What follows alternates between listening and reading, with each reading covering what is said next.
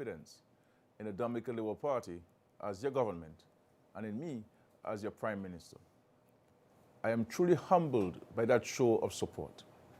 Today, we celebrate the first anniversary of this new government.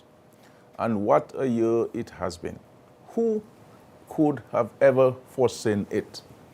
It is perhaps of some significance that the celebration of the anniversary of our election is sandwiched between the American holiday of Thanksgiving, which is celebrated by so many of our nationals in the diaspora, and Christmas, which we celebrate here at home, joined by large numbers of Dominicans from all over the world. It is all this time of year that we traditionally reflect on what is past, consider what we have gone through and what we have overcome, and to recommit to family and friends and renew our efforts to pursue our dreams and goals. Over the past year, the COVID-19 pandemic has been the issue which has brought countries and their health systems to the knees. It has dominated conversations, societies, and economies, and fundamentally altered the way we do business and carry out routine activities. Very often, we in Dominica complain about what others have that we do not have. We sometimes undervalue ourselves and our accomplishments, and we compare ourselves unfavorably with others. As a matter of fact, and as a matter of curiosity, I randomly selected 2 small cities in the United States, which have populations the size of which are almost identical to our own. The first town has a population of 71,000 people. It has had 2,893 cases of COVID and 68 deaths. The population of the second is 50,000.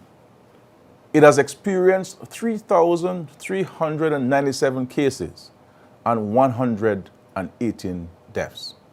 This level of COVID infections and loss of life saddens us. At the same time, we have to recognize that here in Dominica, with our population of 72,000 people and limited resources, we have conducted 6,092 tests, recorded a total of 85 cases, and thank God, have had no deaths. We have indeed kept this killer disease at bay. And I salute our Ministry of Health and Wellness and frontline workers and applaud the discipline and sacrifice of all Dominicans. Here in this blessed land, we have proven yet again that there is no circumstance we cannot rise above when we unite as the people of Yachting and work together in faith. What is even more noteworthy and warrants celebration is that despite the challenges, despite the loss of life, we continue to overcome those challenges. And of course, despite domestic revenues and foreign exchange, despite the diversion of expenditure toward the high costs of our COVID defense and protection efforts, this government was still able to keep our manifesto promises and has achieved much. Your government has maintained its commitments to its debtors, to its social welfare programs, and to our public officers. Though public finances are stretched thin, we continue to meet monthly commitments and service the basic needs of the state through prudent management of public funds. Truly, we in Dominica can count our mercies and blessings. It is important at this time, my dear friends, to acknowledge the focus and hard work of this government, which I have had the honor to lead. Among our achievements, we can count the continuation of our vigorous national program to provide high-quality, climate-resilient housing solutions for all our people. We have successfully completed structures in Castle in Georgetown, Cotton Hill, La Plaine, Daly's, Saint-Sauveur, Granby, Grandfort, and of course, Belleville-Chopin, to relocate the people displaced from Petite Savanne by Tropical Storm Erica. This year, too, over 100 citizens received houses under the Dominica Housing Recovery Project, designed to replace houses destroyed by Hurricane Maria while building resilience in the housing sector. Our deliberate focus on housing for these hundreds of Dominicans is simply because we understand that safe living conditions contribute to the overall well-being of a people, to the ability to achieve financial success and improve their standard of life, and for their children to access better educational and other opportunities in life. This is what your government's housing initiative is about. We are empowering people to live more wholesome lives and create better futures for their families. We have completed the Layo Disaster Shelter and started construction of regional emergency resource centers at Castle Bruce and Jimmet to ensure that our citizens are prepared for and protected against any extreme weather event or natural disaster. We took the progressive step to decriminalize the possession of small quantities of marijuana and to expunge criminal records of those who had been convicted of small possession. This brings relief to a number of young people who have had permanent mark against their character simply for being in possession of a few spliffs or seeds. This also paves the way for greater engagement on the development of medical marijuana. Recognizing that entrepreneurship creates pride in citizens and nation, drives economies, creates jobs, and brings quality goods and services to market. This administration has worked on creating greater opportunities for entrepreneurs. We have made funding available, collaborated on the establishment of an entrepreneurship hub, and developed an entrepreneurship visa program to attract capital to benefit small and medium-sized enterprises. Entrepreneurs will play an even greater role in Dominica's post-COVID economy. As part of government's resilience program and to ensure that we reduce our carbon footprint while targeting energy security, we are transitioning towards exploiting and maximizing our renewable energy resources. Our energy and national solar street lighting program is almost complete, and these street lights are visible across the island, improving the safety and security of our citizens. Acknowledging the role that the middle class plays in carrying a country, the government has given something back to the middle class of Dominica with a tax adjustment for persons who own 2 residential properties, increased tax deductibles, and reduced the cost of the transfer fees for certificates of title. We're also pursuing the reclassification of the public service, which will result in improved terms and conditions of work. And we have made great progress with finalizing appointments for persons who have been acting in positions for some time now. Public officers are happier today than they were last December.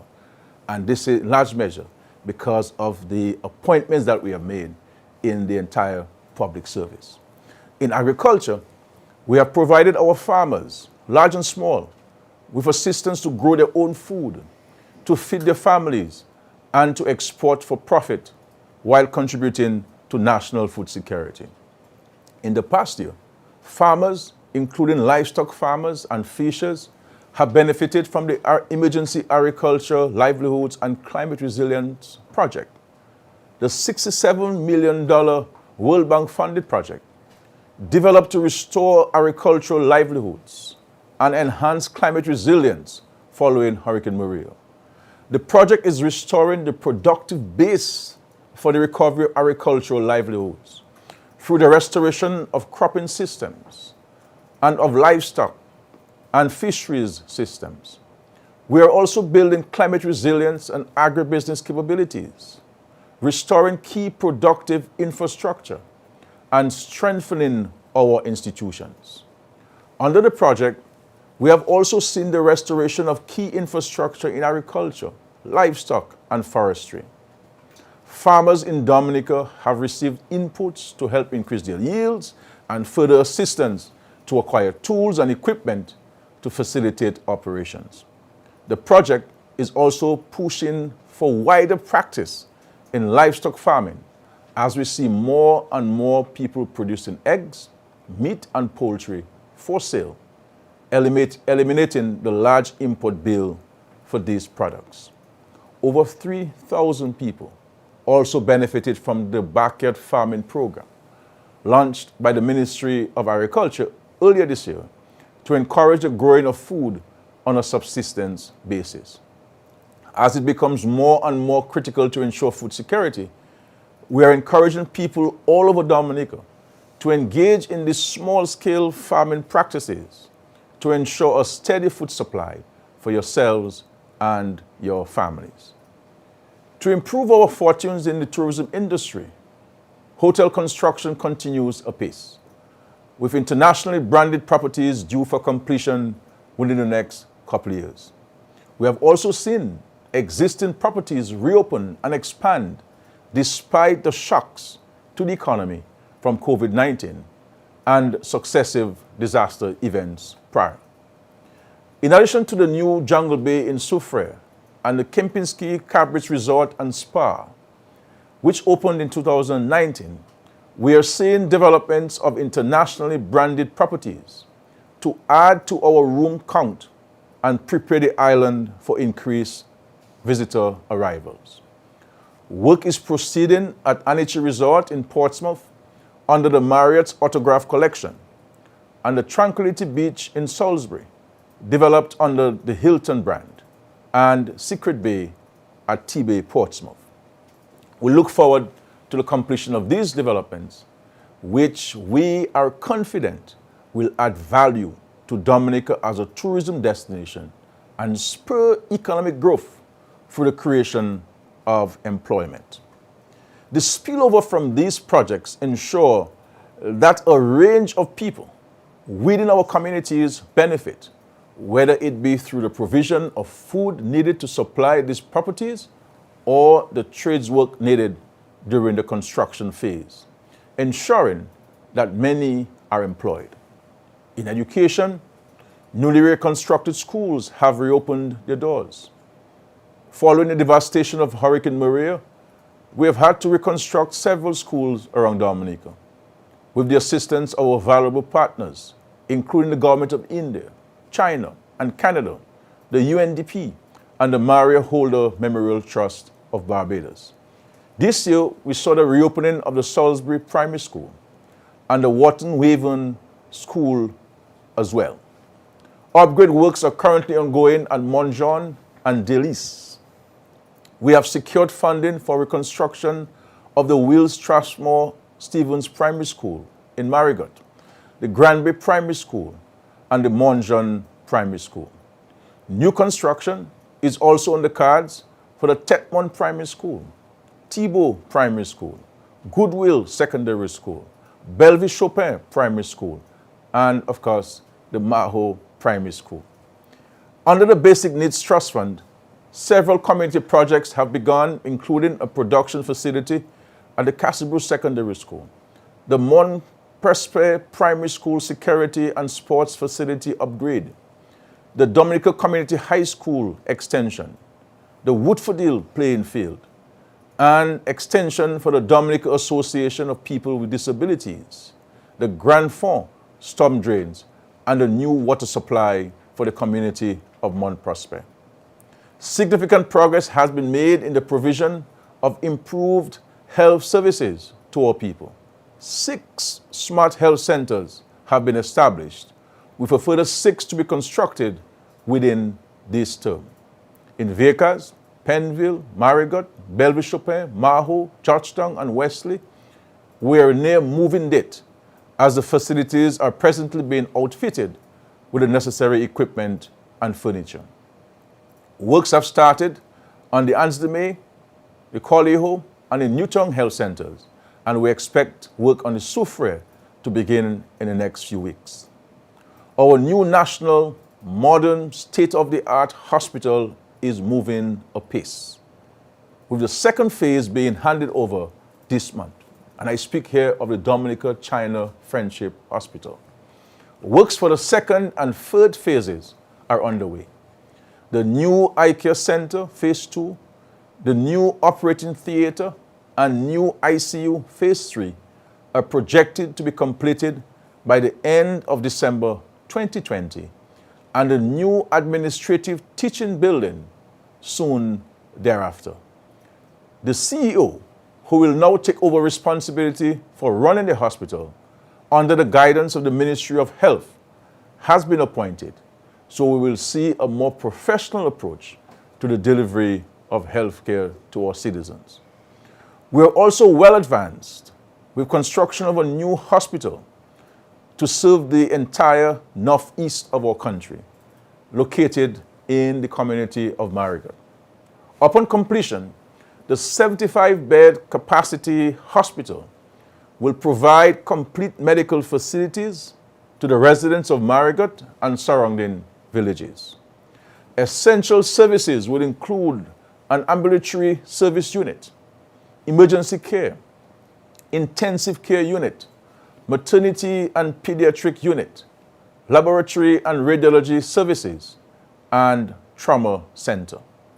This project, I believe, and I'm sure you all do, speaks to our ability to respond to the needs of our citizens by providing quality infrastructure built to the highest standards. Quality healthcare we know is necessary for communities to thrive. Your government, my dear brothers and sisters, looks forward with great anticipation to the completion of this hospital to benefit and improve the quality of life of the people of the northeast of our country. And we speak of our international airport.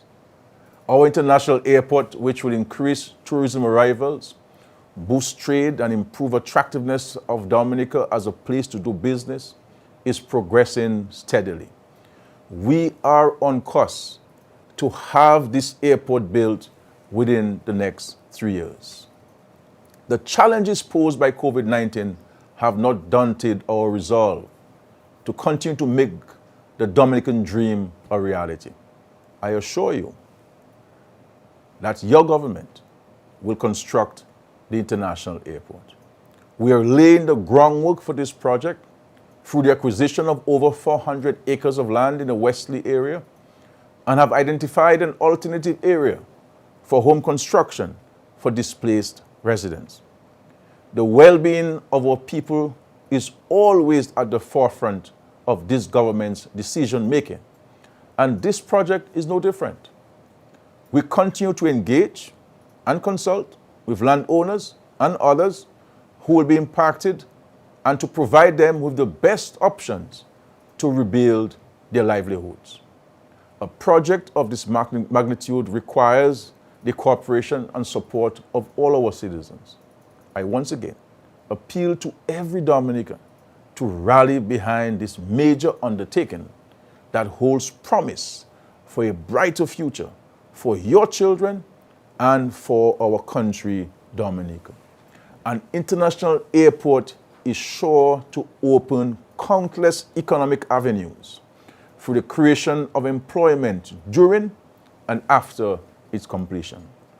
We envision a Dominica where professionals currently pursuing advanced studies abroad will be able to return here with confidence that a job opportunity awaits them. A Dominica where tourism arrivals will skyrocket due to improved access, complemented by increased numbers of hotel rooms at internationally branded hotel properties. We are creating the dynamic Dominica we promised in December 2019. And I ask for your continuing support. At the center of all of this has been this government's actions to put our citizens first, to equip and tool them for the changing national and global circumstances, as well as to help them carry their burdens. We have done all of this as the government of a small country with limited resources and revenues, which are being strangled or substantially eroded by the tentacles of COVID-19. In that regard, we continued, accelerated, and put in place a number of measures, which include a stimulus package for employees and employers, grants for farmers, a livelihoods project for fisherfolk, cash transfer grants to many families in our country, concessions on COVID-related sanitizing products, concessionary 1% soft loans for small businesses, a $10,000 first-time home owners grant, social safety nets and social protection programs, continued support for our students at the early childhood, the primary, secondary, and tertiary level. We implemented the 40% student debt relief program. $4.1 million was paid out to some 239 people who benefited. What an investment in our people. Can you imagine? You have a loan of $100,000 and the government is literally giving you $40,000. That's what we did for our young people who went out to study and who came back to our country to work and to contribute to national development. And so we provided support to have internet in all schools in our country, to support connectivity and online learning, and provided devices to many. We have launched the Digital Economy Program, which among other things will enable our young people to take advantage of the gig economy and transform the way we do business in Dominica, making it more efficient and accessible. And this is an opportunity for young people. I see the digital economy really for our young people, for the current generation of bright, determined young people. Some $78 million will be invested in you through the Digital Economy Program. And so, ladies and gentlemen, friends, we're also bringing government services online, including allowing for payments to be processed online. We're also continuing with efforts to improve our road infrastructure and connectivity, with major projects planned for the east, northeast, and south of our country. And in one of the hottest years and busiest hurricane seasons on record, Dominica, by the grace of God, has been spared from any major weather event. God, who protected the disciples and their vessel from the raging storm, and Daniel from lions, has prevented Dominica from being devoured by life's circumstances, particularly as we are still recovering from the devastation of recent storms. So we give God all of the praise and glory. And there is good news on the horizon. We know that God does not put more on his people than they're able to bear. We were made in his image. He puts in the minds of men vision, creativity, imagination, and innovation. He has now given a vaccine, which will be part of the means of defeating this COVID-19 disease so that it does not destroy his children. I give Dominicans the assurance that as soon as it is possible to access the vaccine, this government will make it available, first to frontline workers and then to the rest of our citizens. Dear citizens, fellow citizens, as we celebrate this one-year anniversary, the Dominica Labour Party-led government and I renew our commitment to Dominica and to every single Dominican. Let us, as a nation, consider this anniversary in the context of what our nation and people have experienced, overcome, and achieved during this last year. Let us recommit to our families, friends, and to our national aspirations. But most of all, let us recommit to our sense of nationalism. And let us together renew our efforts to pursue our dream and goal of a dynamic Dominica. This is our national objective. It is the vision of this generation and the inheritance of the next generation of our children and grandchildren, those whom we love and for whom we now labor. 1 year ago, a spontaneous celebration of unity, joy, and optimism broke out on the streets of Roseau and in every community across Dominica. Let us today renew that moment and those feelings of a year ago. Let them flow from our hearts to our neighbors, to our friends and relatives, and from the hearts of the people right into the hills and rivers, to the essence of our resilient and amazing country, Dominica. Reflect, recommit, renew. Anuchebe Dominic 4.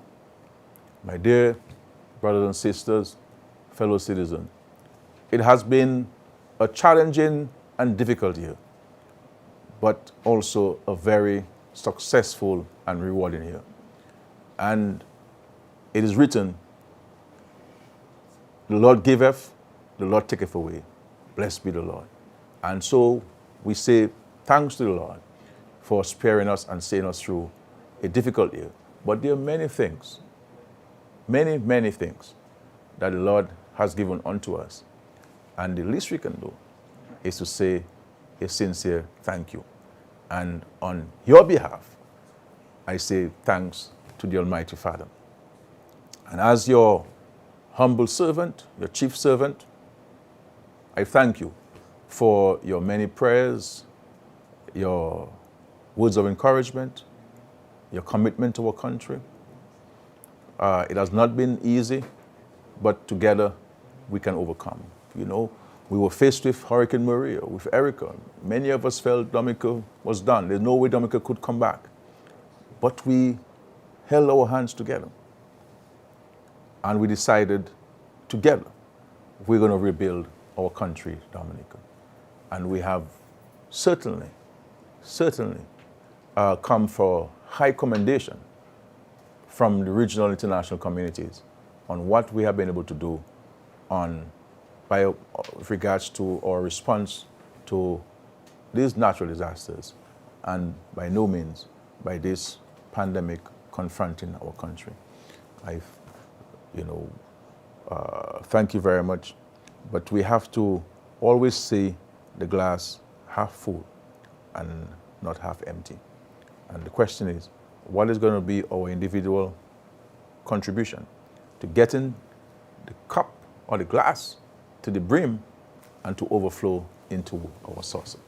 The challenge is yours, and I'm sure we're all equal to the challenge. I believe that we have a telephone call. We have a caller on the line. Hello.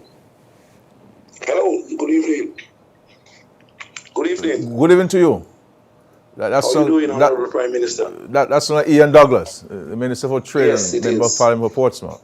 All right, welcome. Yes, definitely. Welcome. Thank you very much. Thank you. I just listened to you on the program. Can you hear me clearly? Yes, sir. Go ahead. Right. I was just listening to you, and you were just cataloging all of the achievements that we have been able to achieve over the last year or so. You know, and I was just absolutely remarkable in all the circumstances, bearing in mind the challenges that we have had to overcome as a country in recent time. I mean, we do not have to go very far back to remember Tropical Storm Erica, which totally devastated the country. and also Hurricane Maria.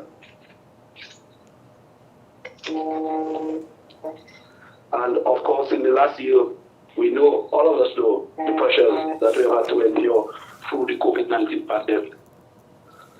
And to listen to you this evening, cataloging our achievements, it's absolutely. I think, when we look what we are able to achieve in tourism development, like we just cataloging, I mean, perhaps we were the only country in the Eastern Caribbean at the time engaged in hotel construction. And even as the pandemic persisted, none of the construction of those hotels stopped or ceased. The developers continued with their program. And to my mind, that is tremendous confidence being shown in yourself and in the government, especially in the strength and the success of the Citizenship by Investment program. And of course, we know of you really tailoring the program to respond to the needs of the housing sector in Dominica. And what we have been able to do by the creation of homes, I mean, almost 1,000 homes almost in the last year or two was created all over the country in various districts, in Cotton, in Labo, in Georgetown, in Glenville, in La Plaine, in Grand Forks, in Castle Bruce, and even there are even more homes to be built as we continue. And I like to pride myself as a history buff. You with me? Yeah, I'm there. I'm following you. Yeah, and I cannot help but go back to the founder of the party. Well, he didn't really found the party, but he really laid the cornerstone and the foundation for the economic transformation, the socio-economic transformation of Dominica in the 1960s. And although the party was really formed in 1955 by Felicia Alfrey and Emmanuel Loblack. And Felicia Alfrey had just come from England, and she had great admiration for the Socialist Labour Party in England, and she thought that Dominica, she could come home and introduce the socialist brand of politics to Dominica, because you had a lot of big, rich plantation owners at the time would really employ the masses really under really sub-economic circumstances, for want of a better term. Really, people really in lavish, really in poverty, really. And Felicia Alfrey and Emmanuel Loblack, who Emmanuel Loblack himself came from the bowels of the trade union, went about Dominica really on foot with bullseye in traps, because remember, we had no roads in Dominica at the time, really mobilizing people and sensitizing them and making them conscious about their rights as people. And so they laid the foundation for E.O. Loblack to join the party in about 1959 or 60, thereabout. Just before 57, to be exact, 57, just before the elections of 1961. And people were so satisfied as they are with you, your leadership, and the Dominica Labour Party. As last year, to date, the 6th of December last year, we celebrated today our great victory of 18-3. At that time, I believe we had 11 seats in Dominica, and the Labour Party won 7 of those 11 seats in the first 1961 victory. And that gave the party the confidence to continue the great infrastructural development works that is part of our history today. So I speak about the West Coast Road was cut by the Dominica Labour Party. The roads in the East, I mean, the La Plaine people had a song that they sang and they jumped in jubilation. She may weave it over, because they used to have to walk across a track through Shime later and down close to the freshwater lake to get to Roseau. The people from Portsmouth had to either use a boat, a launch, as it was called at the time, from Portsmouth to get to Roseau. And all we had was the Transinsular Road through Dabewash. Incidentally, that was the same road that you and the Dominica Labour Party totally rehabilitated and developed and renamed the Edward Oliver Libla. So I just look at, I just listen to you speaking, and I just couldn't help but make the historical comparison between what you are doing today and what the Edward Oliver Libla Labour Party did in the 1960s. Take, for example, housing. The Bath Estate people will tell you that it was the Dominica Labour Party that established the housing in Bath Estate. In Canefield, the Canefield, on the flats there, before Canefield East there, it was the Dominica Labour Party who established those houses there. It was the Dominica Labour Party who took water throughout the length and breadth of Dominica, very much like what you are trying to do today, to rehabilitate and to bring water for the first time to many communities. The Dominica Labour Party established the Porter Harbour and the ministerial building in those days. And the Dominica Labour Party built the Princess Margaret Hospital, the Portsmouth Hospital, the Old Margaret Hospital, and today, you and this government is actually recreating history by doing the brand new hospital for the Marigot Health District. And then we speak of the international airport. There were numerous attempts going back again to Mr. Libla's administration in the 1960s, who attempted to do the international airport. There were about 5 or 6 different sites that were looked at: Portsmouth, Grand Savan, some in the east, the sites at Woodford Hill and Westfield, numerous sites over the years. The Eugenia Charles administration, after we lost office in 1980, and we know because of the misdirection and the destruction of Patrick John, we lost office. Otherwise, perhaps we would have been in office right through. And all of those governments attempted at one time or another to establish an international airport. And it all failed.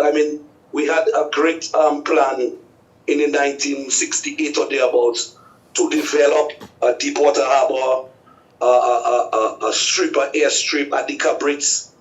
Mr. Libla gave that land to a businessman called Bruce Robinson to develop a project called the Valhalla Project in the Cabrits. And none of that materialized until, and you just spoke about it, the Kapinski, and it was under your administration and the brilliant work that you have been able to do, again, through the Citizenship by Investment Program, that we have been able to establish those top flight hotels in Dominica. And so the Citizenship Investment Program, Citizenship by Investment Program, wasn't a program that you created, Mm-hmm. It's a program that you met there because the Freedom Party, after the demise of the banana industry, created the Economic Citizenship Program in 1993. One of the very few programs, maybe apart from St. Kitts, that have been created and tried again to do hotels, notably the Layo River Hotel. And for numerous reasons that I don't want to go into now because of the factor of time, but suffice it to say that all of that never materialized. And today, it's no mean feat. You say it because in your humility, you don't like to boast yourself and your successes. But to have, 5 or 6 top flight hotels being constructed in Dominica in the middle of the worst pandemic that the world has ever seen is nothing short of absolutely genius on your part. And that must be stated. And that is clear and established without any of shred of doubt.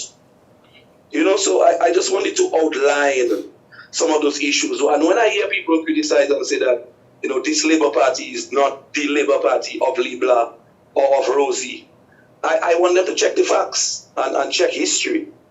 And you will see a trend and a vision that was outlaid, a foundation that was created from 1961 all the way through to 2020 being pursued by you. And it is just absolutely remarkable as far as that is concerned. I just wanted to share those facts and to do a little comparison. Sure. I don't want to take up all the time of the program because I'm sure that others would like to call, but I would just like to, congratulate you, sir, on your leadership so far, and following on the great founders of the party. Well, Ian, I want on my behalf and on behalf of everyone to wish you a happy birthday. Today is your 50th, and what a time to celebrate your 50th. It coincides with the first anniversary of this new government in office, and yes. And of course, in the midst of this pandemic, it is still here. It's going to be here for some time.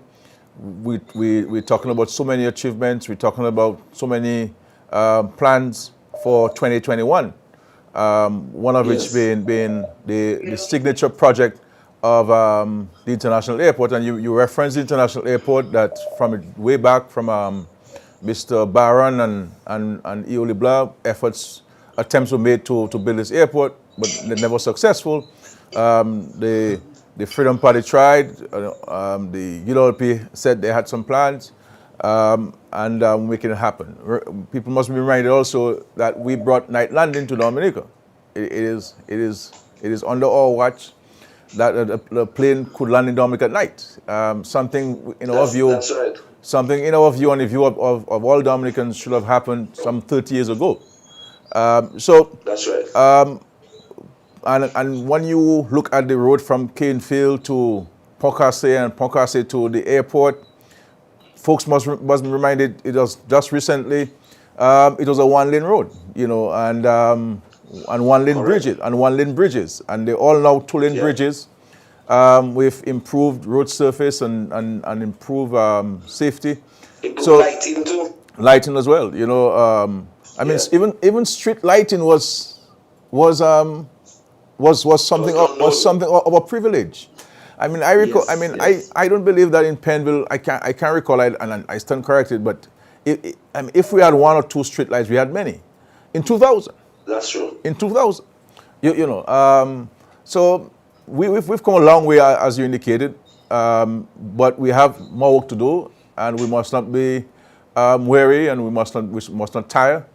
The more we do, is the more we must renew our commitment to our country and to our citizens to do what we have to do so that our children, succeeding generations can have life better than we had it.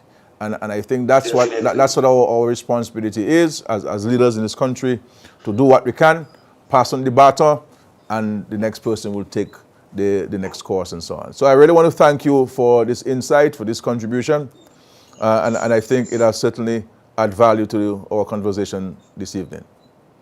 Yeah, and before I leave, I myself would like to, personally thank you too for the quality of leadership that you have shown. I mean, you came in at a very tender age, really, and took the mantle at a very difficult period, and you have been able to successfully guide this country through several, major economic challenges, including the natural disasters and the other economic challenges that we've been faced in the last 20 years, to get us to this point where we are even thinking about building an international, but with our own money, is nothing short of absolutely fantastic and excellent. If the thing is, I lend the success to three fundamental things: our good Lord, and I have been fortunate as a leader of a political party to have a party and a cabinet who stands with me, and who I can rely on. If we do not have a strong, united team, we'll have a challenge. And we have been blessed to have, and all different governments that I've had the opportunity to serve from 2000. We've had a solid, united team. We don't always agree on everything because, but we not lose sight on our fundamental responsibility that we're there to provide guidance and leadership to the people and to make life better for them. And I think that has guided us. And of course, what what you're saying about, sorry to cut you, but what you're saying is so very important and vital when you speak about a united team, because it was the fragmentalization of the party after the between 1975 and 1979, when we lost power in 1979, when we were overthrown. The party split up itself into Alliance, Dominica Liberation Movement, the original Patrick John, and then Oliver Serafin and Mike Douglas, my father of blessed memory, went and they joined something called the Democratic Labour Party. So there were 3 different factions. And again, we had lost the great leadership of Edward Oliver Lipa because he retired and handed over the party to Patrick John, who really made a mess of it. So you must never underplay or underestimate the quality of leadership in bringing all of the talents and resources available to you. Well, it's very, very important. Great leadership is absolutely vital in achieving political success. Well, I only see myself as one of the links in the chain, and I try to provide strong contribution to that chain so that the chain can remain in its fullness. But I also think too that we have to give thanks to the Dominican people, both those who vote for us and those who do not vote for us. Because by and large, I think we live as brothers and sisters. I would like to see the conversation improve and our ability to engage each other from different sides. But I think we have a peaceful country. I think we have a stable democracy, and we have many lessons that we can share with the rest of the world and so on. So I want to thank you. Absolutely. I want to thank you. Have a good evening, and of course, I'll see you tomorrow. God's will. You're welcome, sir. Thank you very much, and keep up the good program. I think it's a great way to interact with the people, and I just an excellent work all around. Thank you very much for the courtesy of your engagement with me this evening. Thank you very much. All the best.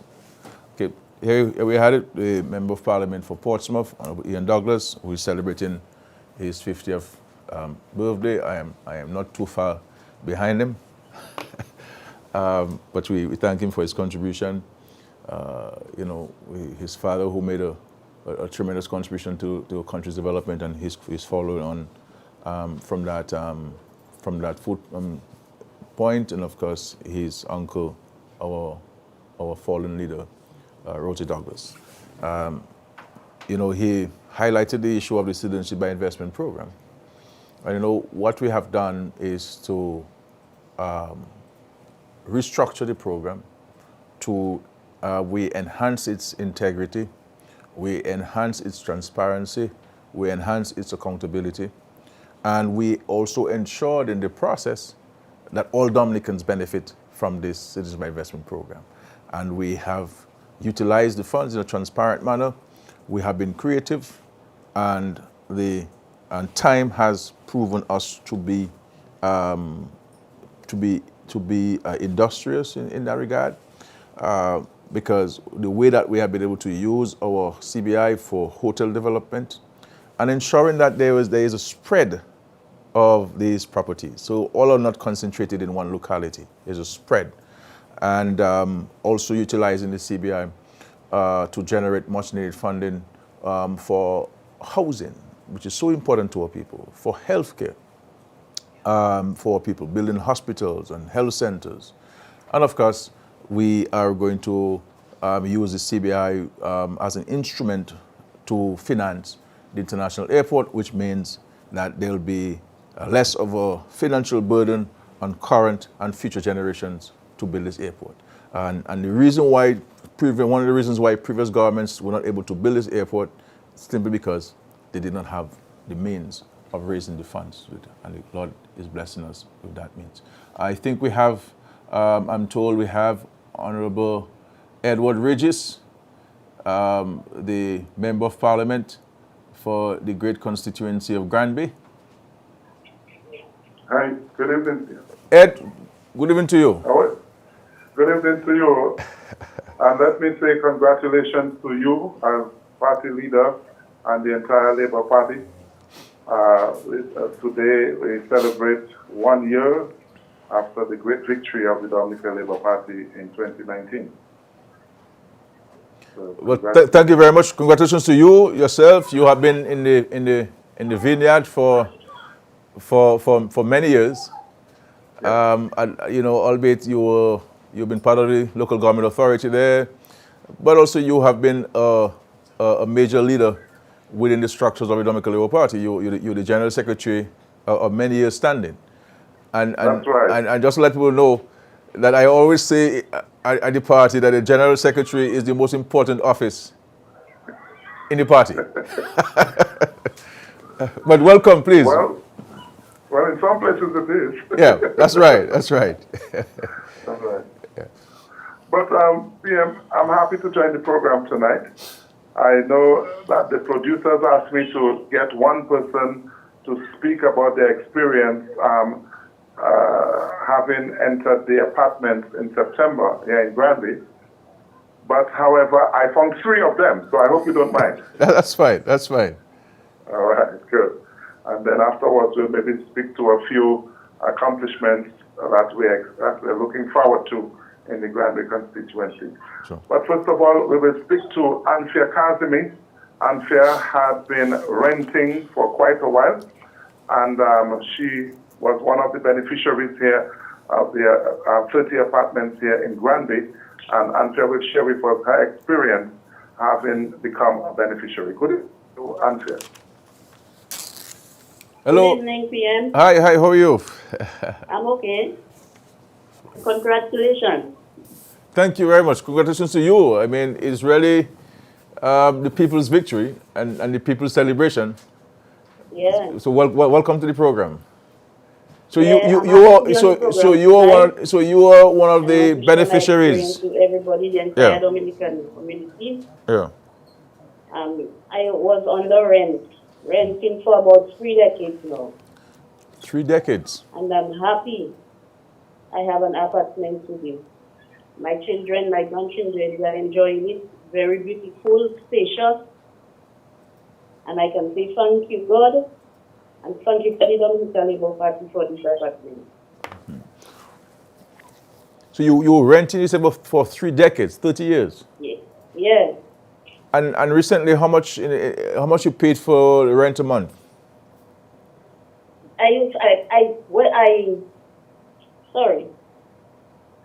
I rented 3 houses. Okay. It's from one to the other. Mm-hmm. And the first one I rented was for 200. The second one, 200. And the third one was about 250. 250. Yeah. And so you're now comfortable. Sorry, it's not 250, 450. 450. And now you're 450 from 2-bedroom apartments after Maria, houses were scarce. Mm-hmm. And I had to rent 1 bedroom for 450. Wow. And how many of you were in this house, in this 1-bedroom house? This 1-bedroom, I had my 3 daughters and 2 grandchildren. Wow. And of course, there's no way you could have gone to the credit union to get a loan to build a house. Yeah. Yeah. Yeah. Wow. And well, this is touching for us as always, and this is why I have continued to defend the building of homes for people, because I know of these circumstances very well. And of course the Bible is very clear on the issue of providing shelter to people, and so I am happy for you and your family, and I am very happy that you're comfortable and your children now can have a comfortable place, and the quality of your life will certainly improve and increase. So I wish you all the best, and may God continue to bless you and your family.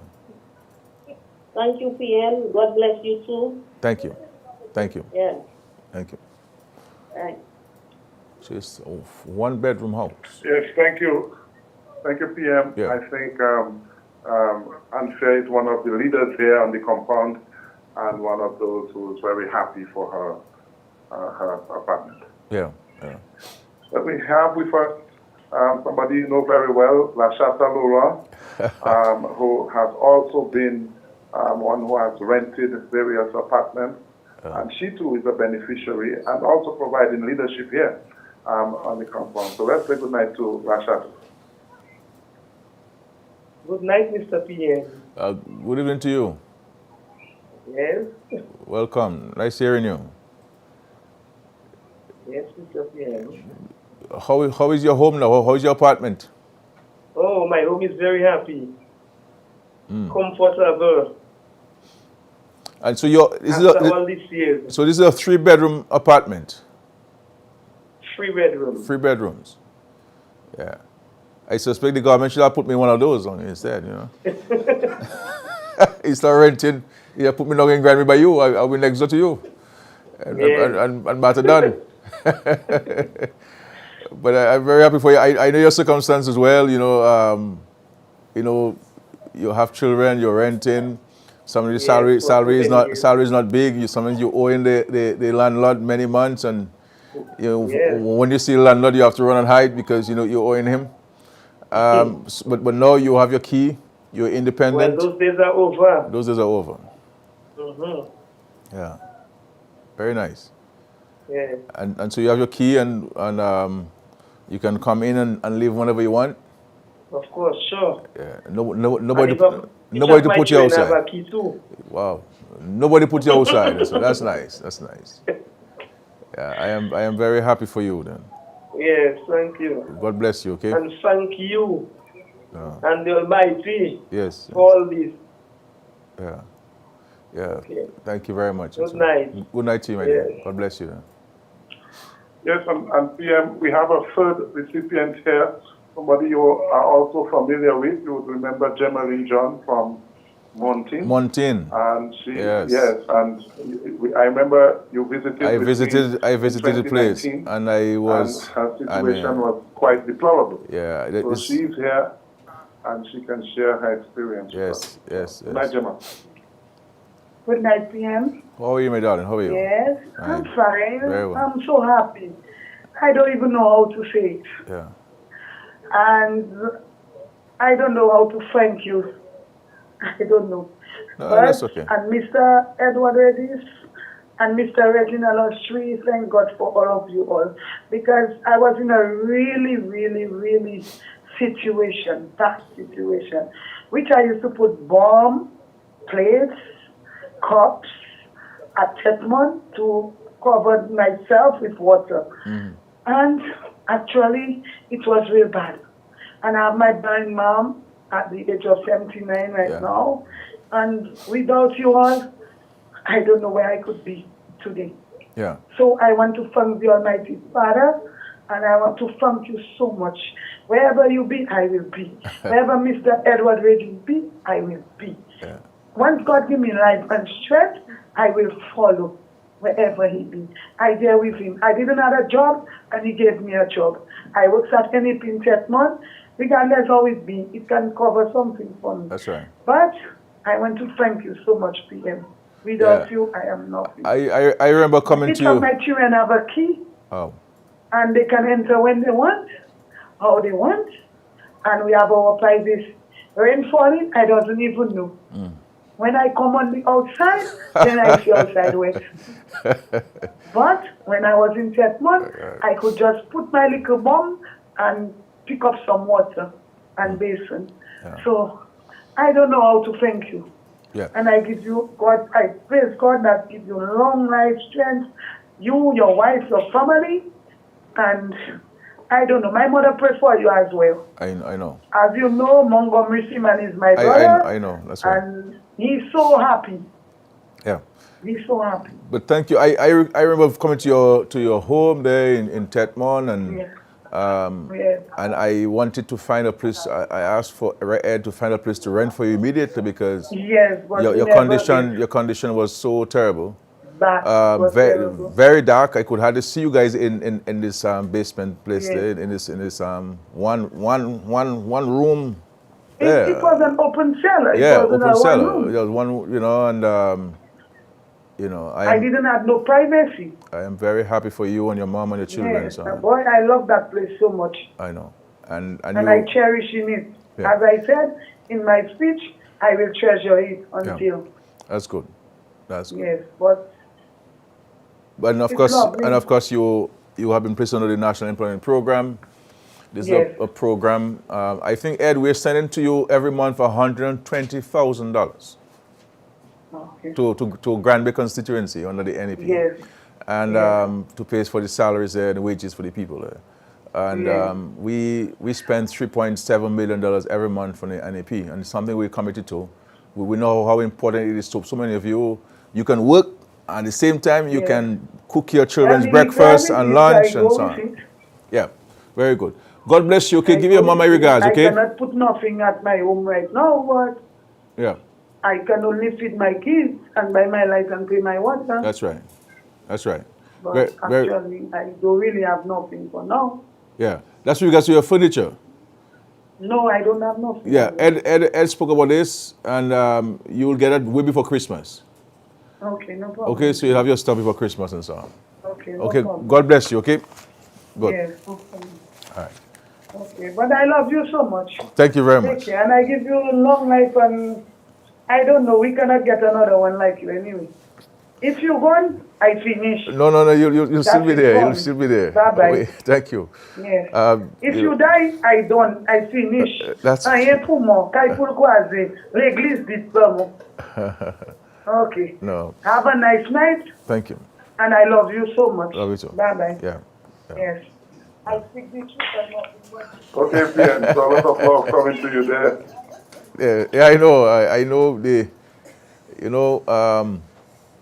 I know all of his circumstances personally. I visited the homes.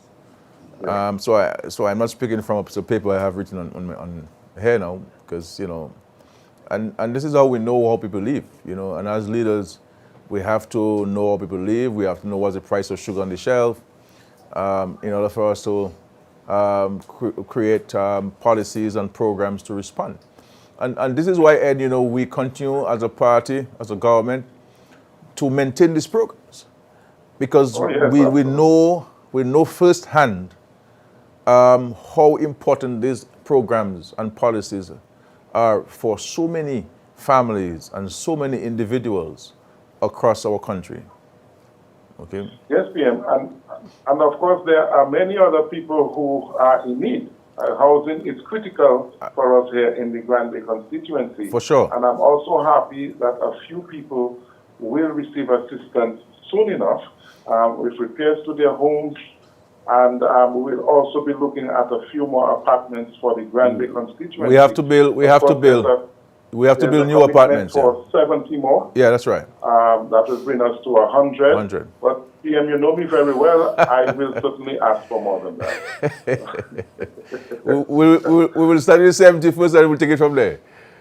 But it's important because you also visited Montine with me, and we have the people who live in an area that we call Gaza.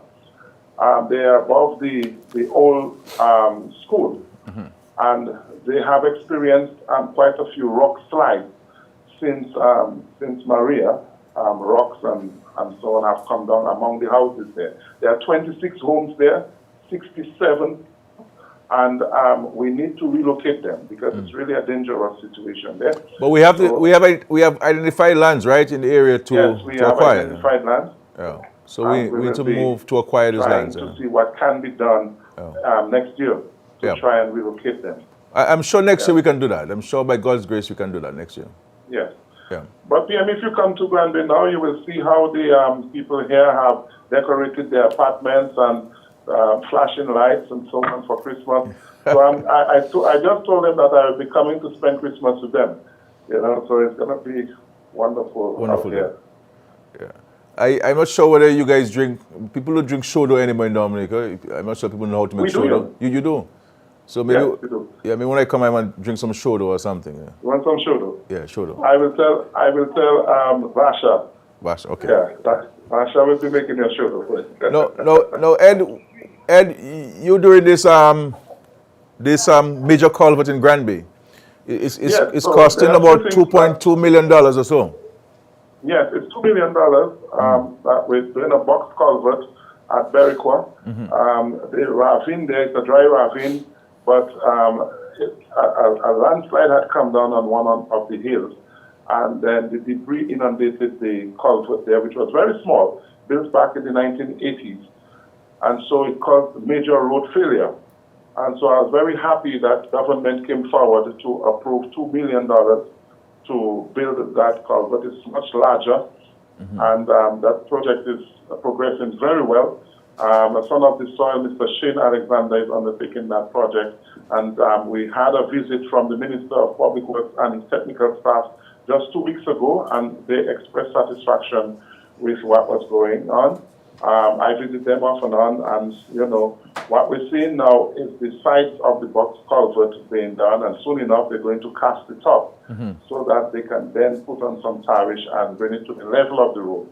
Later on, they will be doing some dredging of the ravine, so many of our truck drivers will be employed on the project to move the material that will be excavated from there. And a number of our laborers in the community will also get employment. So we're looking forward to the completion of that project.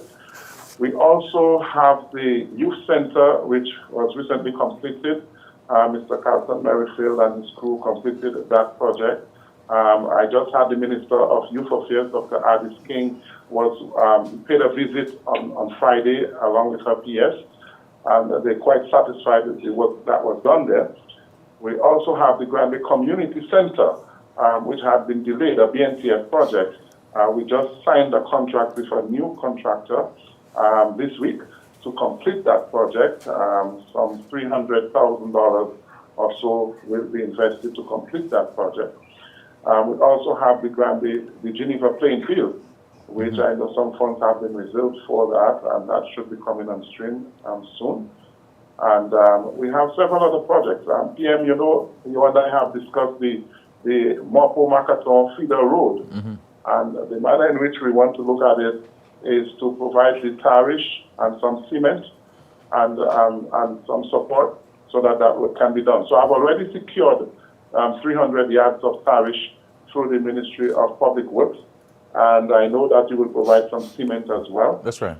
And we will be looking at repairs to that road, which is quite in a dilapidated condition, and that should be coming very soon.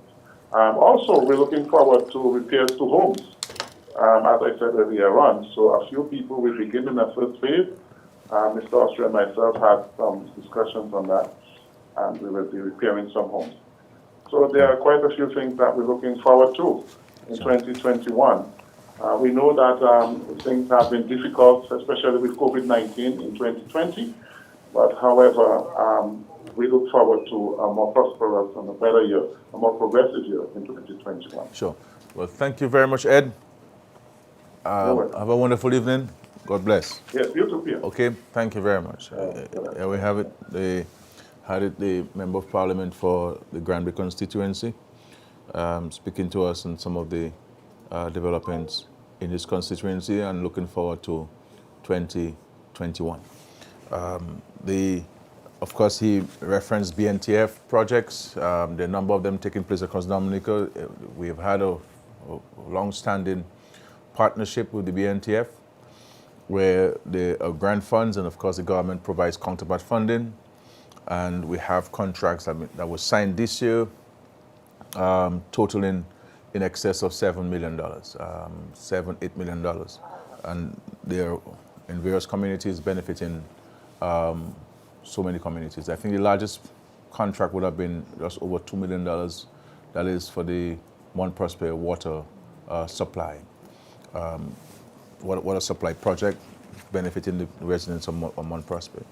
We also have two major resource centers, one in Vegas that will be commissioned this year, and also one in Trafalgar.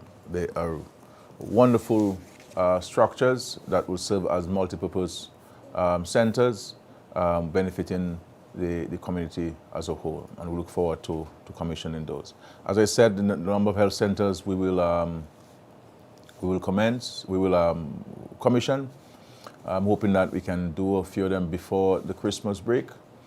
Vehicles is ready, and Georgetown they're ready, and we're putting a schedule together to have these health centers commissioned. In my own village of Penville, you know, the place has been transformed there with this health center, and I know that all of the folks in Penville are excited about being able to access medical services in a brand new facility.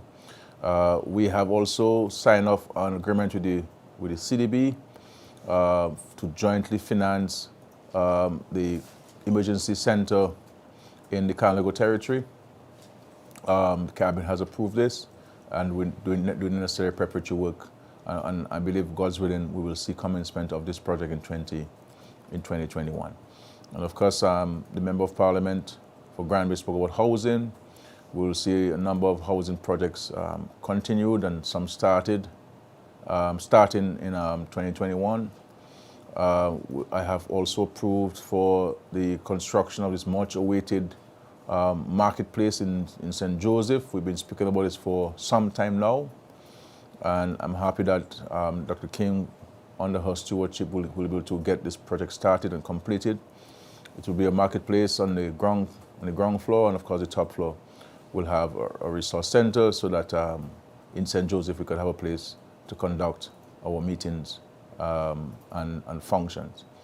And then, of course, in Roseau South and Newtown, we will be constructing a similar facility right where the fisheries complex is, have a marketplace on the ground floor, and then we'll have on the top floor a multipurpose facility where young people can go and access the computers and the internet and to do research. And of course, we could have training sessions and meetings, functions in Newtown. Currently, we do not have such a facility, and this is on the cards. We have the new Maho Primary School. I have signed off on this, and we look forward to the signing of the contract very soon, so work can start. I would really like to see this school completed for September next year, though they're saying to me it's going to take 12 months. I'm saying, why can't it take 8?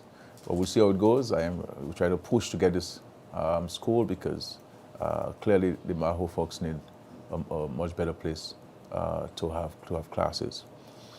Notwithstanding the fact that we are in a challenging period, we continue to meet our obligations to students. Yes, there's some outstanding, and as time goes by, we're making payments to them. But we have not given up on our students. You recall, after Hurricane Maria, we ensured that every child stayed in school, every single child stayed in school. You know, in this period, you have funds as a government, and you have to be managing it, and sometimes decide which payments you make in any given period of time, and people understand the challenges. You know, your revenue drop, your expenditure increase, but we're holding our own as a country.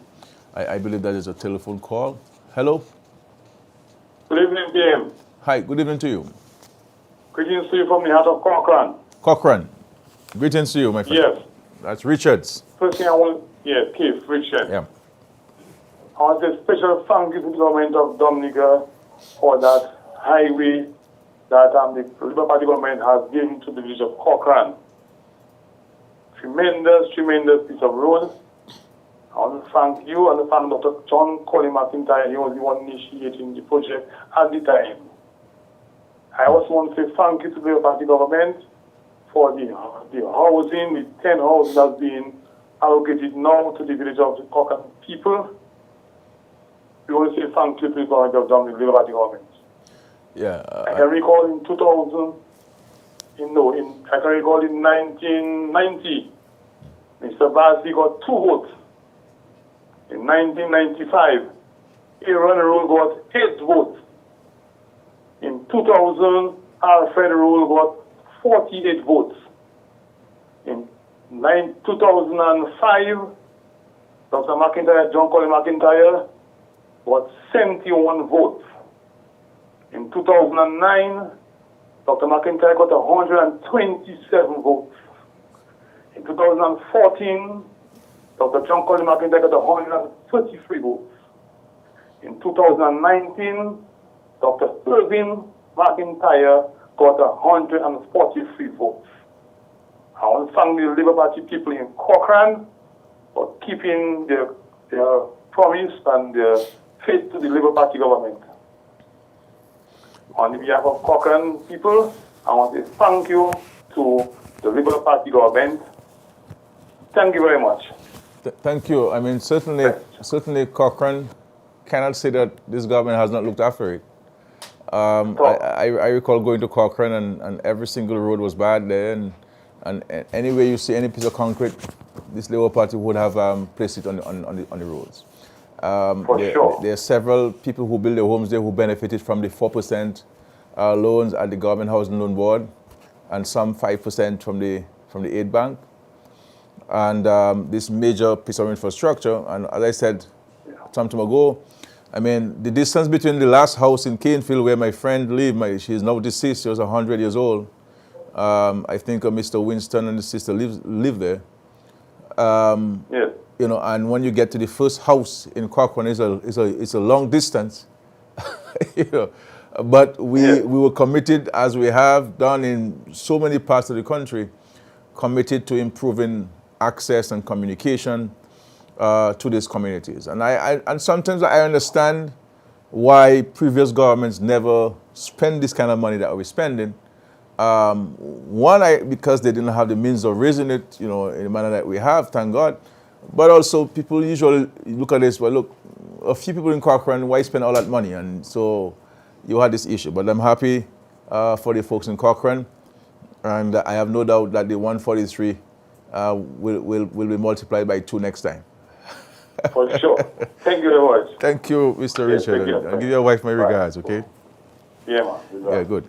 Yeah, you know, caller from Cochrane speaking there, and the place has really been transformed, and of course, we still have some more work to do. We will do the road from the bus stop, right where Keith's home is, to go into the new homes that we're building. As he pointed out, some 10 homes we're building in Cochrane for 10 needy families. We have a caller, please. Hello?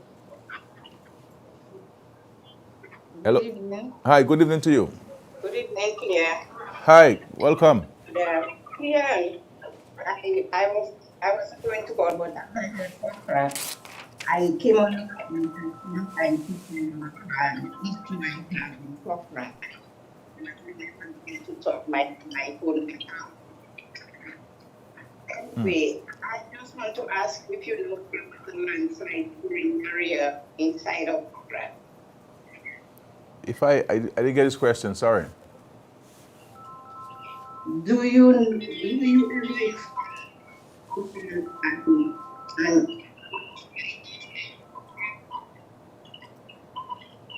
No. Sorry about that.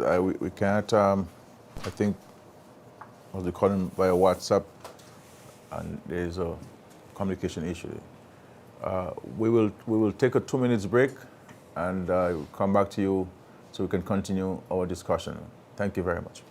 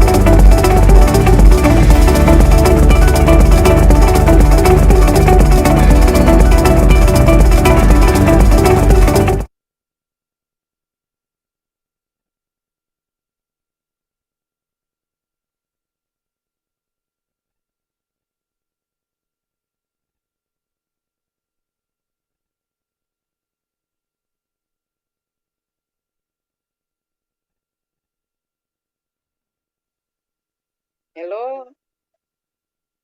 Hello? Hello? Hello? I think we have two callers at the same time.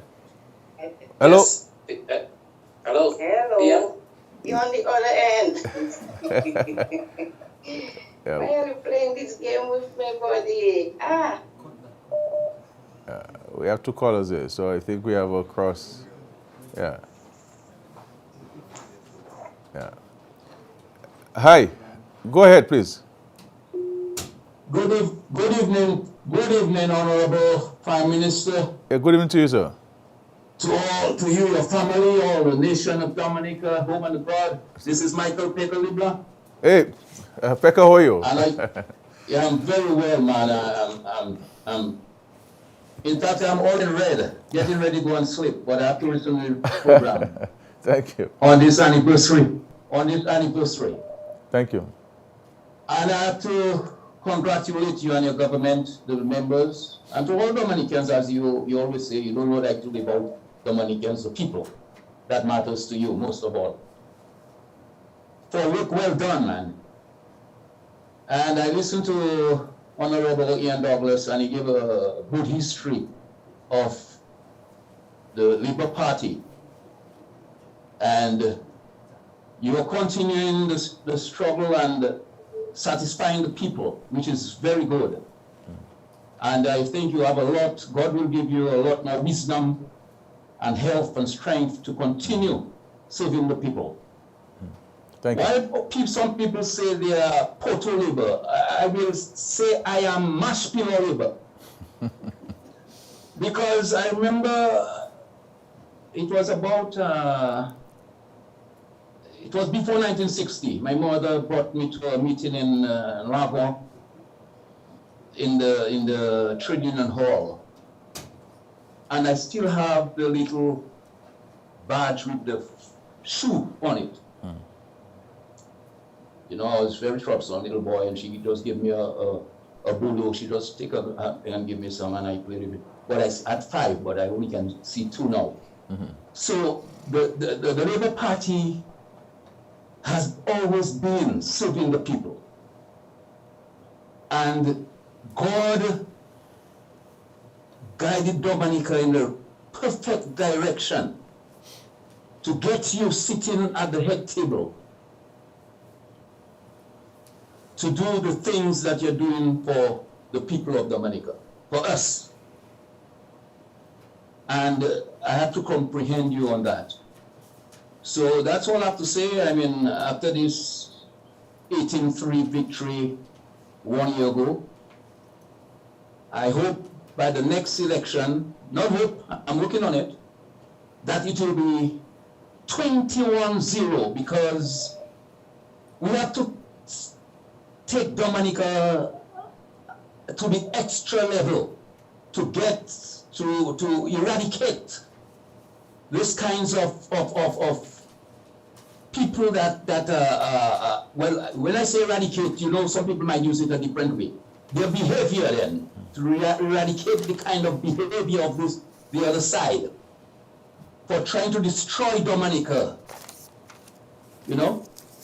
And I see this to only solve that problem is to get 21 seats, and then I think Dominica, the mission will be fulfilled after that. Sure. So once again, have a good night, and to all the people in Dominica, have a good night. So. All the best, and of course, stay safe in the United States, where you are. Lots of COVID cases. Yeah, you got around me, but you know. Yeah. All the best, okay? Yeah. Take care. God bless you. Yeah. And of course, the caller. Please. Hello. Hi. Good evening. Hey, good evening, PM. Good evening to you. Hey, how are you doing? I'm very well. Welcome. Okay, great. Thank you.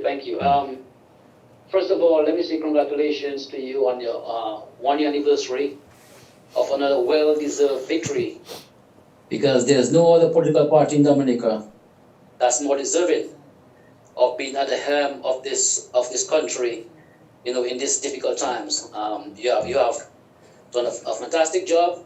over the years, and may God continue to bless you, give you the health and strength and the wisdom to lead Dominica in the right way. Thank you.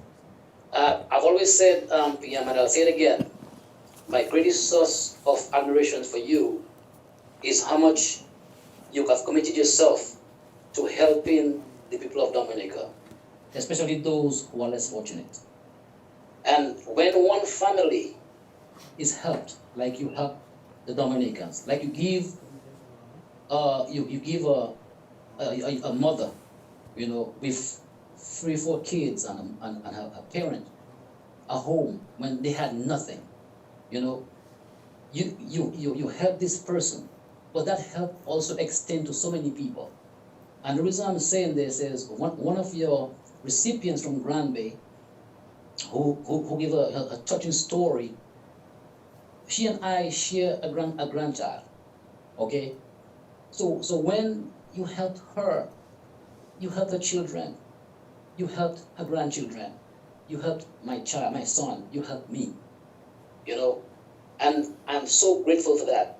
And this has happened so many times, and this extends across the country, and I honestly say that God will bless you for this, because you are a man of a golden heart, and you deserve all the praises and all the accolades, and we'll continue to support you. This country stands behind you, and I know you'll continue to do a good job for Dominica.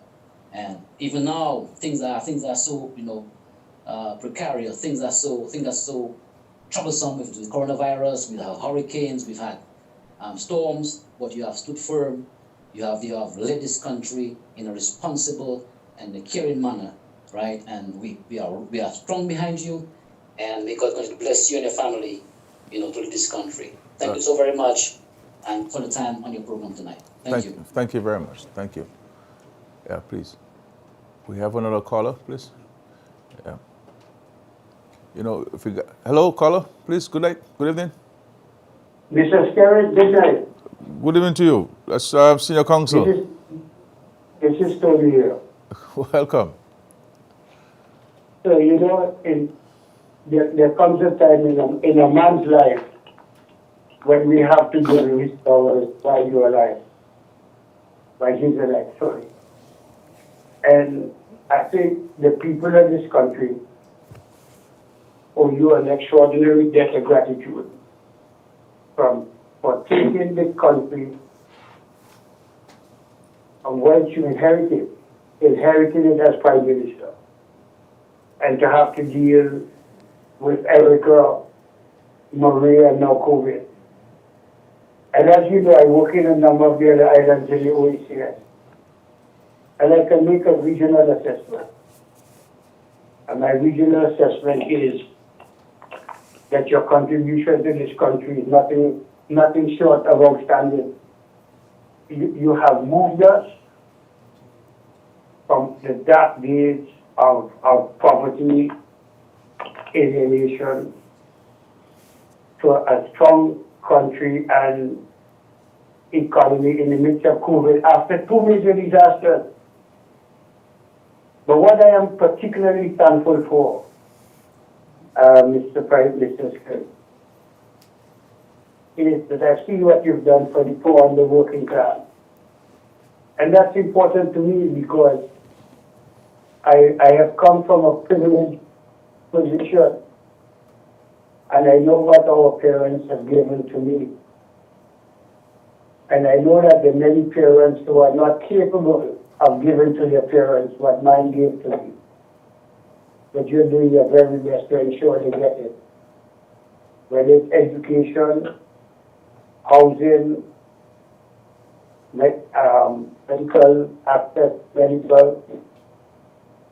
and pediatric eradication, access to potable water, the Red Clinic, which was my favorite program that you had, and the outstanding job you have done in eliminating poverty and unemployment in this country.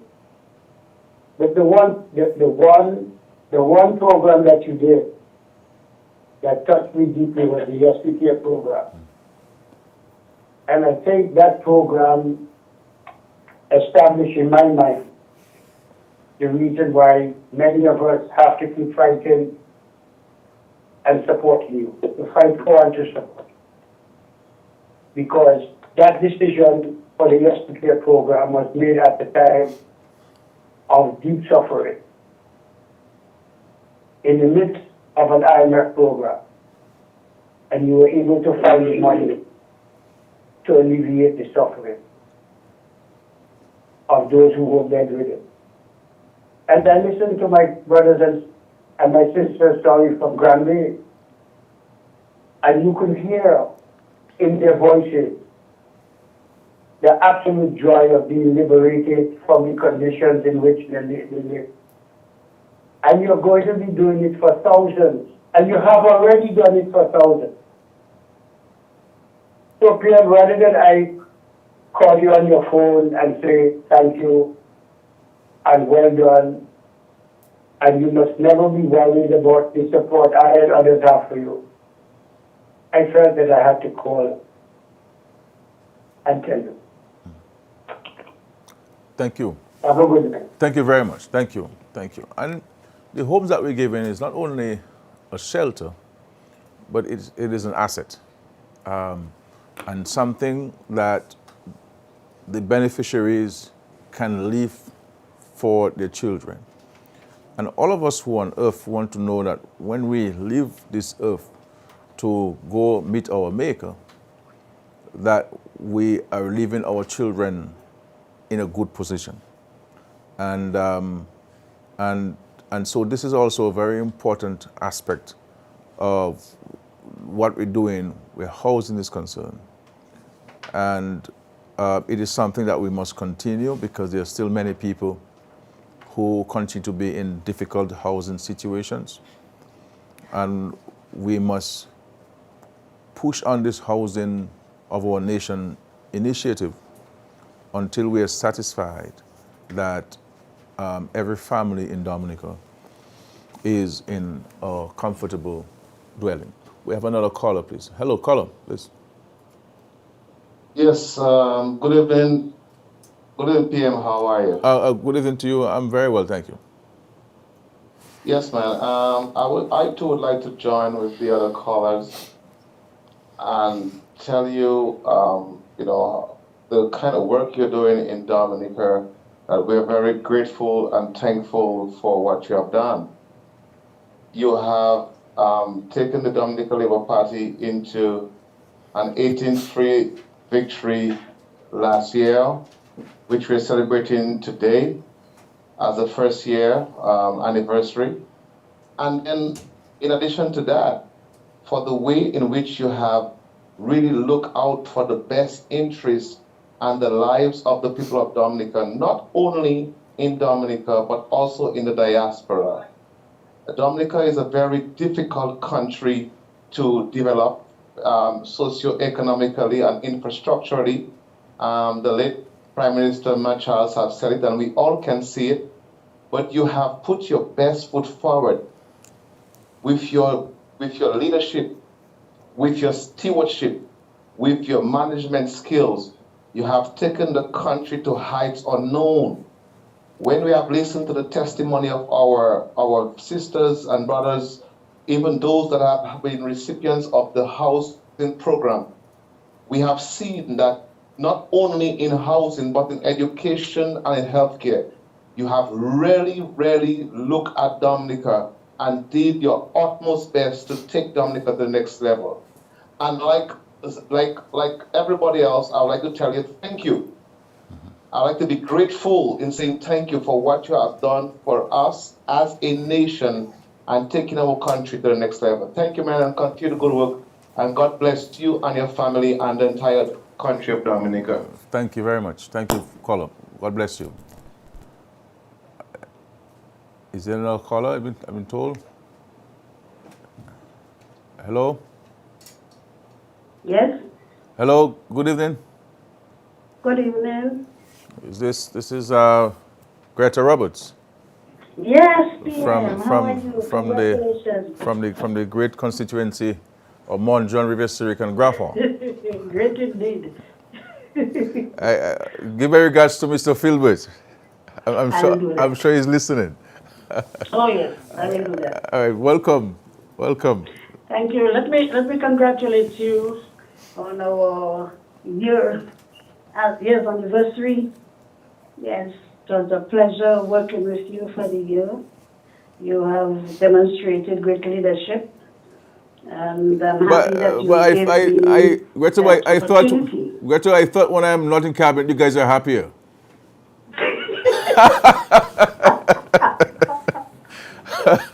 Go ahead. Yeah, so I was just telling you I'm happy for the opportunity that you have given me to learn from you. I am learning from the best. So I hope I make you proud. You are indeed. Yeah.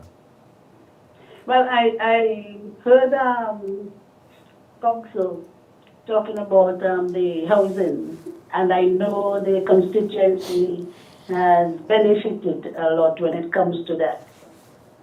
So I just wanted to talk about the apartments that we handed over, because now we have over 200 residents in that area. Very happy residents, I must admit. They have decorated for Christmas, so that just shows you. With Monjan too and Rivière Syrique, we also have the continuation of the housing revolution. This is something I think people need to know, because we are now doing 12 houses, concrete structures. So this is something good for the constituency. Some have been completed, and we have some, I would say, nearing completion. So most likely by the end of the year, towards the early part of January, they should be moving into their homes. But can we not get the people to work night and day so that the folks can move in for Christmas? I wish they could, honestly. Because this could have been finished long ago. I guess COVID slowed us down too, so you have to take that into consideration. Okay. Yeah. Okay, good. And of course, but PM, we have a lot of projects, you know. We have a lot of projects, you know, going on. I know you have the school. I know you have the storm drains. Oh, but you know everything there. And we have the health center too. The health center. Yes. Well, I'm happy for the nurse there, because the nurse has complained many times about this health center. So I'm happy that the roof has been bad, and then a lot of leaks. Yeah.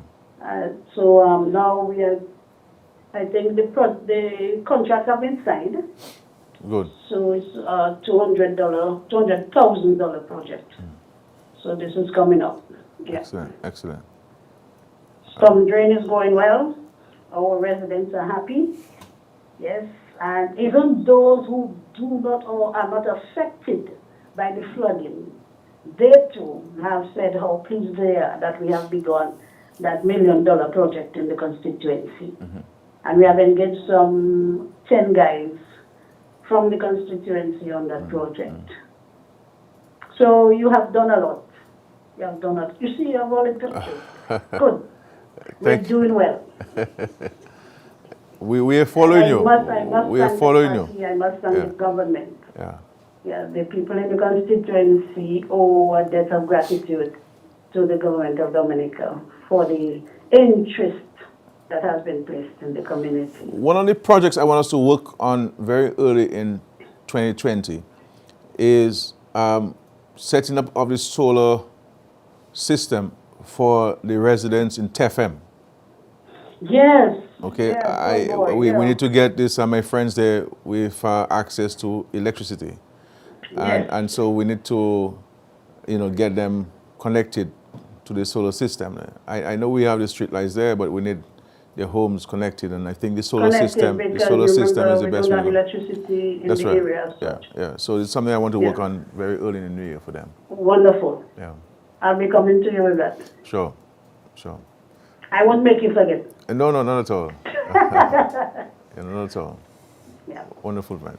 But Greta, thank you. I know you're also responsible for the public service and ensuring that the commitment to appoint people who've been acting and on temporary in the public service for many years to be appointed. We made great progress. Oh, yes, 163. 163. Yes. And we have quite a few more, I understand, We have are in the a few more, yes. pipeline coming up this year. We send that in, yes. Yeah. So let us push. I mean, this is a commitment we made to the public servants. It is a sincere commitment of a real need. And we need to get people into those positions and appointed. Because the appointments not only bring security of tenure, but there are many of them who like to go to the banks and take a loan to buy a piece of land and to build a home.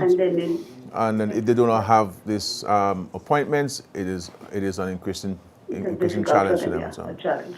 And and as you know, we all have a fundamental issue with people acting in a position, temporary position for so many years, and so let us push. I know we've also approved in the cabinet the contract for the reclassification exercise, yes, which CATAC will be taking on. Yes, So, and CARICAT has begun. CARICAT, sorry. And then we look forward in earnest for that to be completed next year with the recommendations on how do we go about restructuring the public service, addressing issues of tenureship, addressing issues of compensation and remuneration for their labor.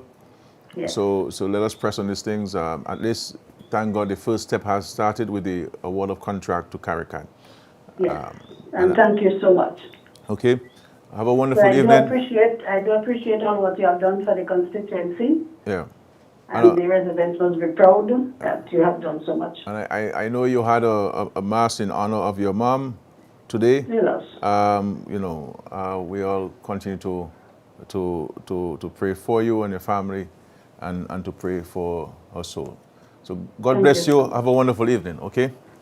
Same here. Thank Have you. a good evening. Yeah. And thanks again. Thank you. Today we celebrated Mass at the St. Alphonsus Catholic Church. I was present along with my wife and my two children, my Isabella and Dimitri, and of course the number of cabinet ministers and their spouses attended.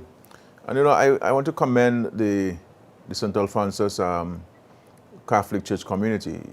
It's always a pleasure going there and to celebrate and to give God thanks in his church. It's always well organized, and the commitment of the members there is extraordinary. And of course, the sermon is always delivered by Father Martin.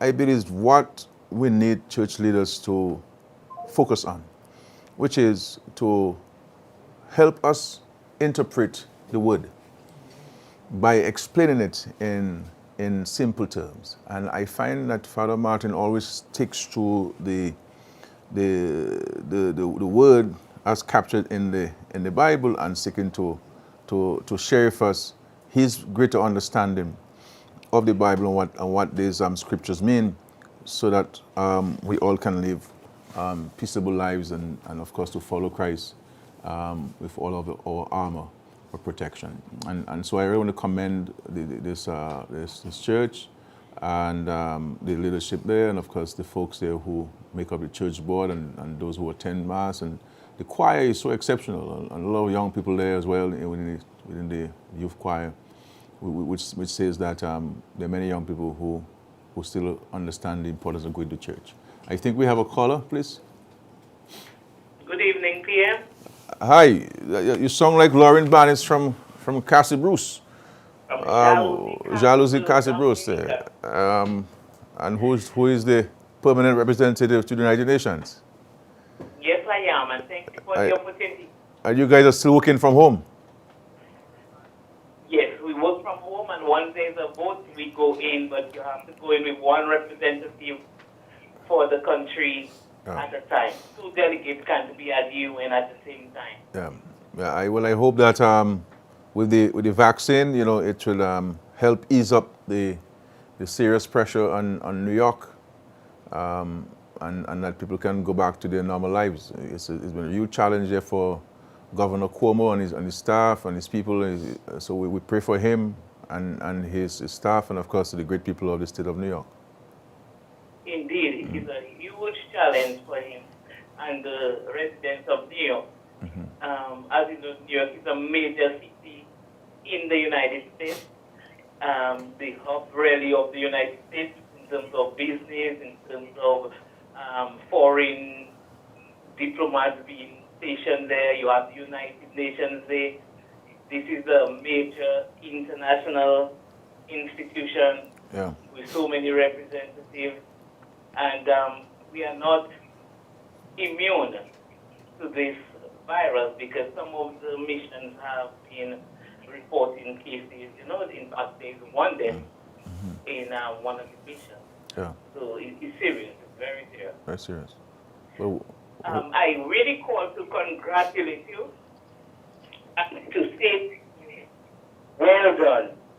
I am so sad at a time like Dominica, right, to see 1 year to have you elected a serious to run the state. And you elect to take care of the citizens. And no one the Labour Party you are doing your best with him and the return that you have. Take care of it. I listened earlier on moving testimonies. These people who have benefited from the housing. Even in my country, I know some of them. I know that these have yearning their own houses. Give people to really what is going on the ground. These people who have, and when they thank you, it goes on. Dominica your has changed, has made us the lives of kitchen, housing. And even with your relationship, you did the sanitation and people started. And you then took a that part of it sustainability will be a agenda you would want the problem of sanitation will. When you hear this of the millions people who open their feet, no access, no sanitation, we can give, and I want to tell them that you are, and your decisions are guided. We are on the right.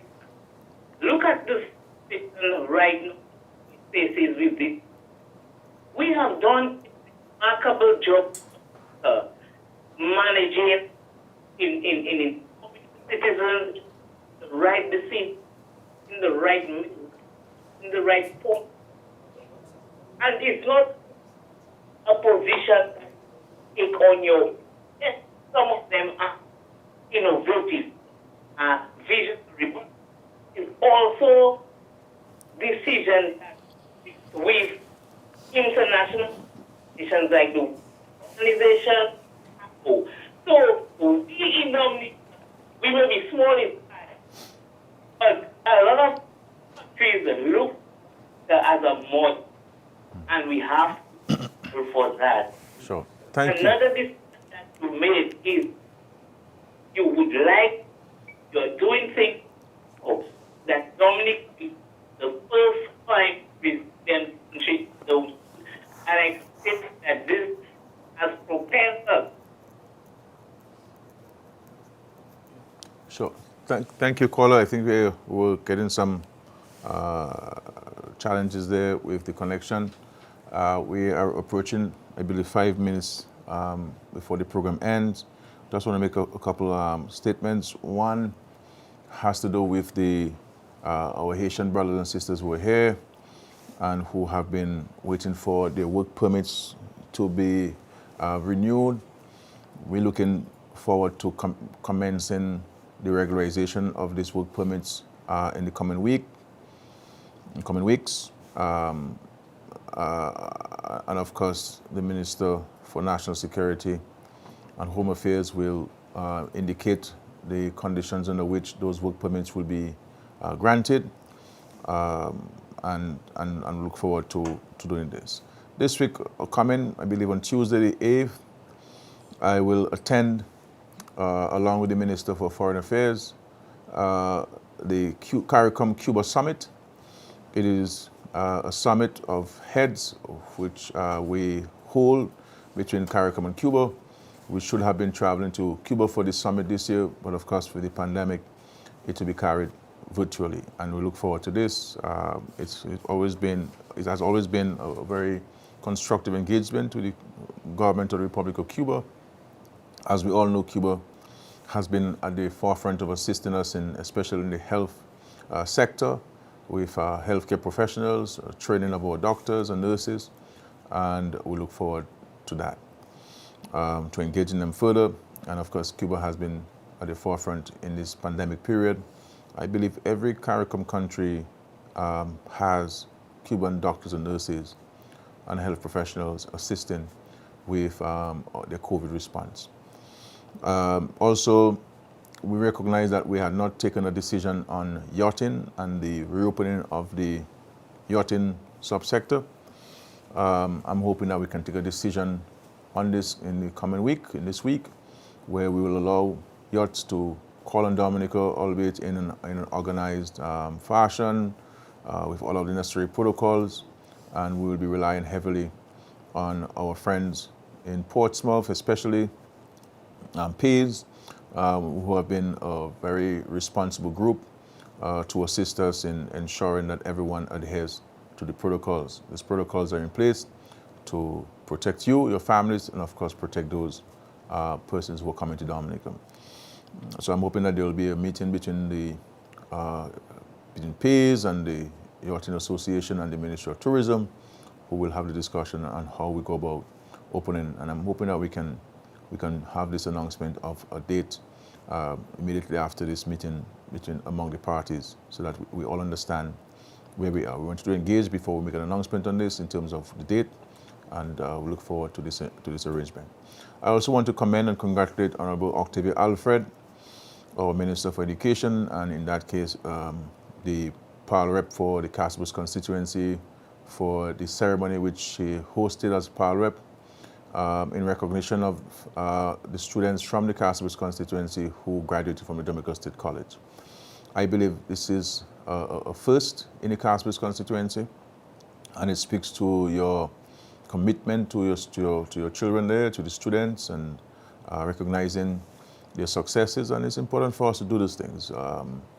Representation not only about infrastructure, physical infrastructure, but very importantly is about human development. And of course, the Labour Party has this at the center of our mandate, building human capital, building the social capital in terms of housing, in terms of health, the social safety nets, eradication of poverty, and ensuring that people not only have access to education, but they have the means of taking advantage. I am really sorry I couldn't have made it yesterday. Really sorry I couldn't have made it yesterday, but I saw photographs and video footage, and from the feedback I'm getting from the constituency in terms of the parents, they were very, very pleased. It was a ceremony of high quality, and I know the children are appreciative of that, and they all winners. There was nobody who came first or second. Everybody was recognized in the same special way, and I have no doubt that the Lord will continue to bless you, the Member of Parliament, for Castlebush. And of course, the housing in Roseau Central is continuing, and we look forward to its completion next year, and we'll start the second phase once this first phase is over. As you know, housing is a major need in the city of Roseau and Roseau Central constituency, and we'll be doing this. This year we'll have Christmas toys. We'll also have Christmas goodies, but I'm not sure, because of the social and physical distancing, we may have Christmas parties. But we'll still bring the same chair that we'll be bringing to children across Dominica since 2002. The Labour Party has been mobilizing toys, and we distribute to every village, in every community. And I know young people, children, look forward to Christmas to receive a toy. And so we're committing to this. And of course, anybody in the private sector who wants to provide us with support, you can also reach out to power reps, and they can tell you what they need, and we can all have, all bring joy to our students. This has been a wonderful evening, reflecting on this 1 year, you know, and there is always a saying that in every disappointment is a blessing, and sometimes people say it's a blessing in disguise. But we must never question things. You know, we always look at opportunities from it. And we have been subjected to the 2008 financial crisis, which lasted up until 2014, 2012 in Dominica, in the Caribbean, and the world. We were visited with Ophelia in 2010. And prior to 2008, we also had the earthquake, I believe, in 2004 in the north. Then we had Ophelia in 2010, we had Erica in 2013, we had the Christmas trough, right? December Christmas trough, and we had Erica in 2015, Maria in 2017. And we were moving along. We had many exciting plans for 2020, and then as the year broke, we visited the coronavirus, but that did not daunt us. That we're accustomed to challenges. And I always tell people, you know, we're like Job, we've been tested, but we must maintain our faith in God, maintain our faith in our country, maintain our faith in each other, maintain our faith in ourselves. And once we have this intrinsic love and commitment and passion for our country, we can overcome any challenge that is before us. And we turn challenges into opportunities. And we've seen it in many small businesses propping up during this COVID period. People who had a particular business and the business is no longer functioning, they are moving to something new to adapt to the existing reality. And that's what we have to do. We must never be a society, a country of complainers. We must be a society of doers, of people who look at challenges, are aware of the challenges, but moving ahead with finding solutions to these challenges. And this is why we don't come to complain about how difficult things are. We have a task to do as leaders, and we are doing this on behalf of the people of our country. I give you my renewed commitment to the task and to the job. I continue to dedicate myself and my life to my country and to our people. And this is what I shall continue to do. You know, my absolute preoccupation is about the welfare and well-being of all our citizens, our country. Are things perfect? No way. Could we do more? Of course we can do more. Have we achieved? Of course we've achieved. And should we press on? Yes, we have to press on. And so all is required of us as people is for us to work together. We may not always agree, but we must never lose sight of the fact that we all want a better Dominica, a better tomorrow. And the question is, what is going to be your individual contribution to this better Dominica, to this prosperous Dominica? So it is not about asking what is needed for me or what the government doing for me. It's about what can we do together to make Dominica better. And once Dominica is better, all of us who live therein would benefit from it. And we must never be selfish. We must always look out for our neighbor and be our neighbor's keeper. Let us go forth and praise and worship our God and to serve our country. And as I always say to you, remember, never look at the glass half empty. Look at it as half full. And ask yourself, what am I going to contribute? How am I going to contribute to get this glass to the brim and even flowing over? The power lies in your hand. And, you know, there's a story that was given to me. You know, this little boy is playing on the streets, and there's an old man coming. And one of the little boys had a bird in his hand. And he told his friends he's going to trick the old man. He's going to ask the old man if the bird is alive or if the bird is dead. If the old man says the bird is dead, he will let it go. If the old man says the bird is alive, he would squeeze the bird and kill it. And so he walked up to the old man and he said, "Sir, I have a bird in my hand. Is it alive or dead?" The old man looked at him and he said, "Son, the bird is in your hand." Meaning, your future really is in your hand. The future of Dominica is in our hands. The question is, what are we going to do to it? Are we going to be positive and constructive? Or are we going to be negative and be complainers? Are we going to undermine our efforts, or are we going to elevate our country? This is a question I want you to answer tonight as you do your prayerful reflections before you go to bed, and pray to the Lord that you wake next morning to enjoy another day. God bless you. Thank you very much.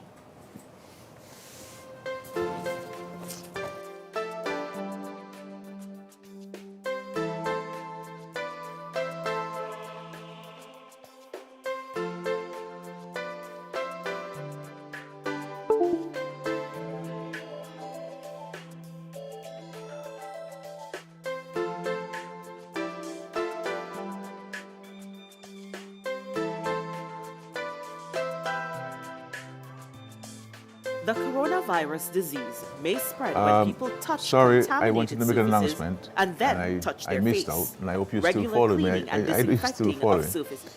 This is the 26th episode of Anupali, meaning I have been with you for 26 unbroken weeks. And this is a commitment I gave in the last election to share more information with you, the people of Dominica. And we will take a break for the Christmas season because I have a number of activities I have to engage in, bringing cheer to so many communities. And we shall resume in the month of January. It's been a wonderful experience engaging you. We have touched so many subjects from national security to health, education, infrastructure, agriculture, sports, music, you name it, we have touched the subject matters. And we brought people, practitioners, we brought ordinary Dominicans, people who are engaged in the various aspects of nation development to share with us. We'll continue to this. I think for the next Sundays, we may repeat some of the earlier programs because they continue to be relevant. The program on music will continue to be relevant. The program on agriculture will continue to be relevant. The program on the CNCDs, on diabetes and hypertension will continue to be relevant. So we will replay this as reminders to us of some of the things that we have done, some of the things we need to do together, and some of the things that we have to be mindful of as a nation. God bless you. Love you very much.